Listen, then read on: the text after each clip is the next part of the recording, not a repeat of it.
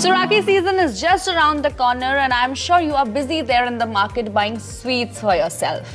So happy Rakhi to all.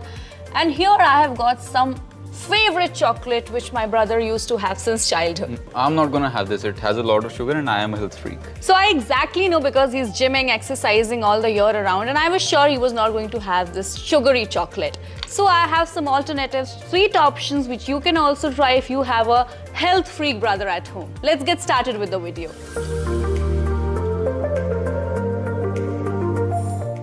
Number 1, coconut laddu. Grind 1 cup of dates, which is khajur, and in a bowl mix 1 tablespoon of ghee and add 1.5 cup of grated coconut, and then shape them whichever way you want. It can be in laddu shape also, in barfi shape also. Number 2, fruit choco. Take whatever fruit you like, it can be strawberries, it can be banana, apple, and mix cacao powder. Remember, do not confuse it with cocoa powder. Cacao powder is different. And for adding sweet flavor, you can add jaggery powder.